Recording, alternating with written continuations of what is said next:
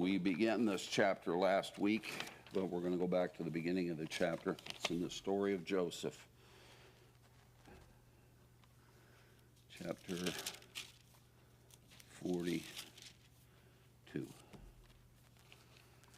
Let's pray. Lord, I come before you in weakness as always, and I pray that you'd give me an ability to speak beyond my ability to speak, and that you would bring forth things from your word that go beyond my notes, beyond my abilities, planting things in the hearts and minds of people, both here in this room and even on the internet, where they would bear fruit not just now, not just in 10 years or so, but maybe even in all eternity. And I pray it in Jesus' mighty name. Amen. I don't know what that, oh, that was the oil. At least it didn't break. All right. Verse 1 of chapter 42. Now Jacob saw that there was grain in Egypt, and Jacob said to his sons, "Why are you staring at one another?" He said, "Behold, I have heard that there is grain in Egypt. Go down there and buy some for us from that place, so that we may live and not die." Now here again, you remember this is Joseph was sold by his brothers into slavery. He, through a whole series of circumstances, he was falsely accused while in slavery. He wound up in prison.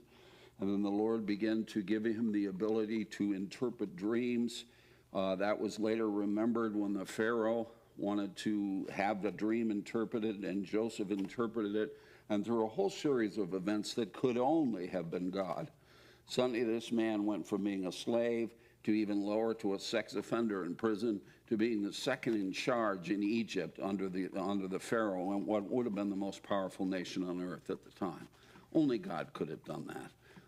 He was sold into slavery at the age of 17. It's believed that at this point he's in his 30s. If you remember, he had he's probably close to 40 actually, because he had a vision, or the Pharaoh had a vision that there would be, and Joseph interpreted that there would be 7 years of abundance and 7 years of famine. And at this point in chapter 42, they're in the midst of the 7 years of famine.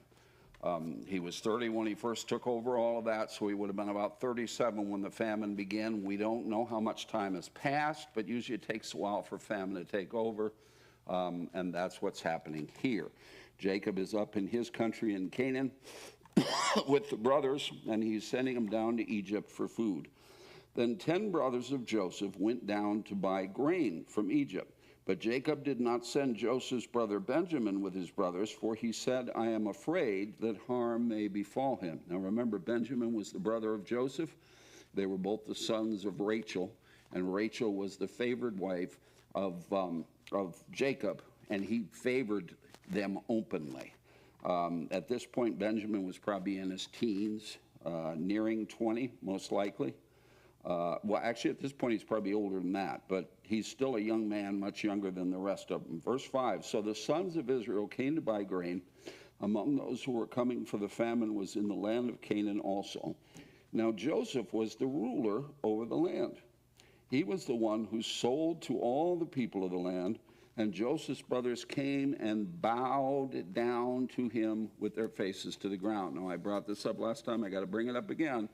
Way back in 37, long before they sold him into slavery, Joseph had a dream. In Genesis 37, 5 through 8, it said Joseph had a dream, and when he told it to his brothers, they hated him even more. He said to them, "Please listen to this dream which I have had, for behold, we are binding sheaves in the field, and behold, my sheaf stood up and also remained standing, and behold, your sheaves gathered around and bowed down to my sheaf." Then his brothers said to him, "Are you actually going to reign over us? Or are you really going to rule over us?" So they hated him even more for his dreams and for his words. Yet here they are bowing before Joseph. I've said before, Joseph, like Jonah this morning, is a picture of Christ. He was the favored son. He was hated by his brethren, who betrayed him and sold him for silver to the Gentiles. He was as good as dead for years, and then all of a sudden he arises in glory when the time comes for them to need rescue. He's a picture of Christ here. And in Philippians 2, we're told that when Christ returns, every knee shall bow. Not some knees, not just the knees of believers. That means even the knees of unbelievers before they are judged. Adolf Hitler will bow before Jesus. The false prophet Muhammad will bow before Jesus. Al Capone will bow before Jesus. Every atheist who died an atheist will bow before Jesus. Every knee shall bow. And this is a picture of that even these brothers who so hated him are bowing before him. The difference is at this point they have no idea who it is before whom they are bowing. They have no idea, as is often the case, that they are fulfilling prophecy. Let's go on to verse 7. Then Joseph saw his brothers. He recognized them, but he disguised himself to them and spoke to them harshly. And he said to them, "Where have you come from?" And they said, "From the land of Canaan to buy food." But Joseph had recognized his brothers, although they did not recognize him. I talked about this briefly last week. They probably looked older, but the same. They would have still looked like Hebrews. They would have still had beards and the same kind of clothing. They would have all been together, which also would have helped him to recognize them. Whereas if Joseph was working as a king in Egypt, he would have had all his hair shaved off because the Egyptians thought hair was unclean, including his eyebrows. They would cut off their beards, they would cut off their hair, they would cut off their eyebrows, and then they'd paint their eyebrows back on, and they would put fake beards sometimes on the bottoms. It's just silly things that people do throughout history. But Egyptians viewed hair as unclean, as nasty. They didn't do it. So not only does he look very, very different from the Hebrew they once knew, but they also haven't seen him in 20 years. And you add that to, I mean, he was a teenager and now he's a middle-aged man. You add that to the fact that later verses will show they expected he was dead by now, and they certainly didn't expect to see him as a ruler in Egypt. So this was not even on their radar screen. He didn't have to try to hide himself from them. He could have, even when he later tells them who he is, it takes them a little while to believe him because this is so far off their radar screen that it's not even possible for them to even think about it right now. So he didn't have to try that hard. Verse 9, Joseph remembered the dreams which he had about them, and he said, "You are spies, and you have come to look at the undefended parts of our land." Now, I don't know. I've heard preachers' ideas and so on. I do not know why Joseph plays this cat and mouse game with them. He plays it for a while. I don't know if any of it's anger and getting vengeance, or I've heard preachers say he was trying to ascertain things from them, but it seems like he could have done that without fooling them. He had a lot of power. As it turned out, when he did tell them who they were terrified of him, would have told him whatever he told them to tell him. But he does play this cat and mouse with them. He pretends they're spies. Trust me, the Egyptians were not worried about spies from the land of Canaan. Canaan was a no place. This would have been like Bermuda threatening the United States of America. They were not afraid of the Canaanites. Verse 10, then they said to him, "No, my lord, but your servants have come to buy food. We are all sons of one man. We are honest men. Your servants are not spies." Yet he said to them, "No, but you have come to look at the undefended parts of our land." And they said, "Your servants are 12 brothers in all, and the sons of one man in the land of Canaan. And behold, the youngest is with our father today, and one is no longer alive." Who are they talking about? They're talking about Joseph. Now, we're going to see later on that Joseph gets very emotional, and I have to wonder what he felt when he heard him say that. One is no longer alive. He may have been crying out in his heart, "I'm right here. I am right here." Verse 14, Joseph said to them, "It is as I said to you, you are spies. By this you will be tested. By the life of Pharaoh, you shall not go from this place unless your youngest brother comes here." And of course, he's heard about Benjamin. Likely he knew Benjamin as a very small child. Likely he had a special relationship with him because they both shared the same mother. He was despised, and while Benjamin was too young to be as hated as he was probably somewhat viewed with contempt as well, because I showed you all the reasons for this, that Jacob so favored that family, even to the point of putting his other sons and daughters at risk for their lives in order to protect the family of him and Rachel, that there might have been hostility even beyond what's recorded here. Verse 16, "Send one of you that he may get your brother while you remain confined, that your words may be tested whether there is truth in you. But if not, by the life of Pharaoh, surely you are spies. So he put them all together in prison for 3 days. Now, I don't know what happened, but we're going to see that he kind of changes the plan. Originally, he's going to hold them all in prison, and then he decides he's only going to hold one of them, and the rest of them are going to go home. The plan changes. Verse 18, now Joseph said to them on the third day, do this and live, for I fear God. If you are honest men, let one of your brothers be confined in your prison. But as for the rest of you, go, carry grain for the famine of your households. And bring your youngest brother to me, so your words may be verified, and you will not die. And they did so. Now, later passages will show that the one he's going to keep is Simeon. We'll get back to that over time. Basically, he's there as a hostage to force them to come back after they leave. Verse 21, then they said to one another, truly we are guilty concerning our brother, because we saw the distress of his soul when he pleaded with us, yet we would not listen. Therefore this distress has come upon us. Reuben answered and said, did I not tell you, do not sin against the boy? If you remember, they wanted to kill him, and Reuben kept him from killing him. And he was going to rescue him and return him to Jacob, probably in order to make things right with his father after sleeping with his concubine. But Reuben answered them and said, did I not tell you, do not sin against the boy? And you would not listen. Now comes the reckoning for his blood. This is probably, they've had these conversations. You know they have. There's conscience here. How could they do the things they did and not have their consciences bother them all these years, at least on occasion? This is not the first time these guys have discussed this. This has brought it up again, and they are discussing it again, not knowing that Joseph understands every word they're saying. Look at 23. They did not know, however, that Joseph understood, for there was an interpreter between them. It doesn't mean the interpreter's telling them what they were saying. It means when he had been speaking to them, he had been using an interpreter so that they would think that he was an Egyptian, which he wasn't. He was a Hebrew. He understood every word that they were saying. And watch what it does to him. 24, he turned away from them and he what? He wept. So much emotion. I mean, it's got to be a lot of emotion that would be hard to define. You're mad, you're sorrowful, you love them, you hate them, all these things all at once, to see them regretting what they did, and to see the position that the Lord has put him in, to see the prophecy coming true when they're all bowing before him and realizing that this was God's will. All of that stuff must have been erupting inside of him, and to hear them talking like that, it says he wept. But when he returned to them and spoke to them, he took Simeon, that's the second oldest brother, and bound him before their eyes.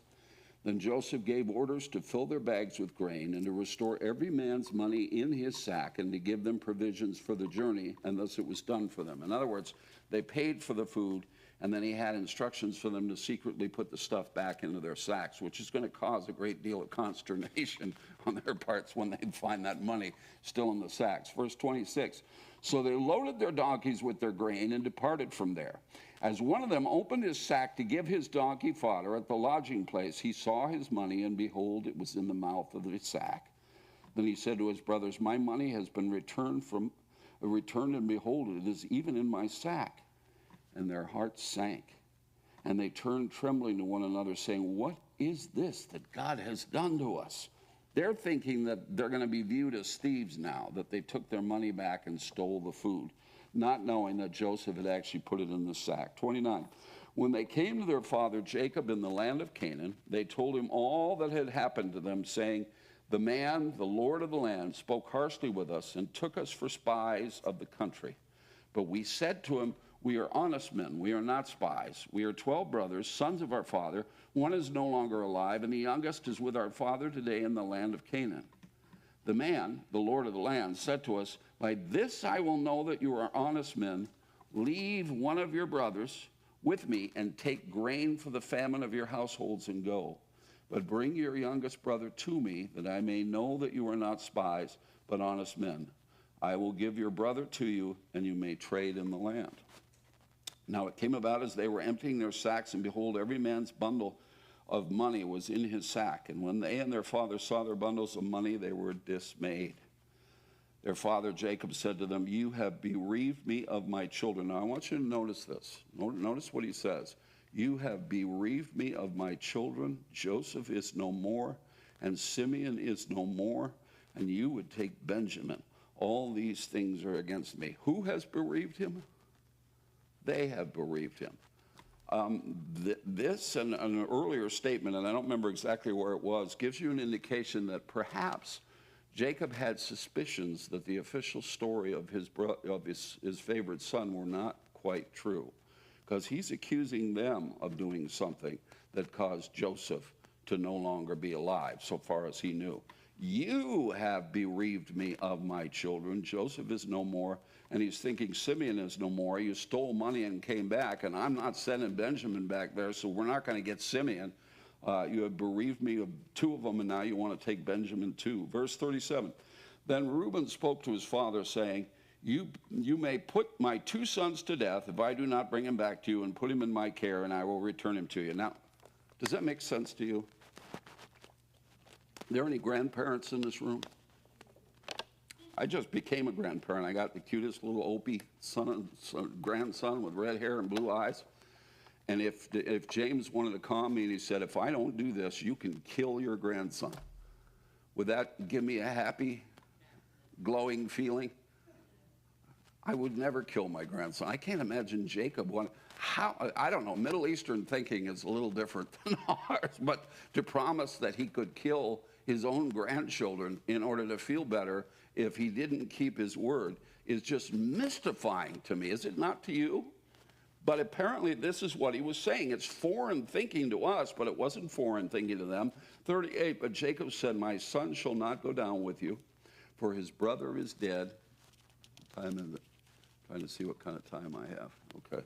His brother is dead, and he alone is left. If harm shall befall him on the journey you are taking, then you will bring my gray hair down to Sheol in sorrow. Here again, they are seeing that he favors some sons over others, because Simeon is a hostage in the land of Egypt. Simeon is one of Leah's sons. Leah had half of Jacob's children. She had Reuben, she had Simeon, Levi, Judah, Issachar, and Zebulun, and he always valued them less than the children of Rachel. And even here it shows he values them less. I'm not whining about this, but it got me to thinking about it. My father left our home when I was 8. He had a mistress. My parents divorced. He went to his mistress. He started a different family. And right up until the end of his life, that family meant everything to him, and we meant practically nothing. When he was dying of cancer in 2011, I went back to Denver to visit just to see him one last time. We met at a restaurant, and I brought along photos of Maddie and Jordan and Livy.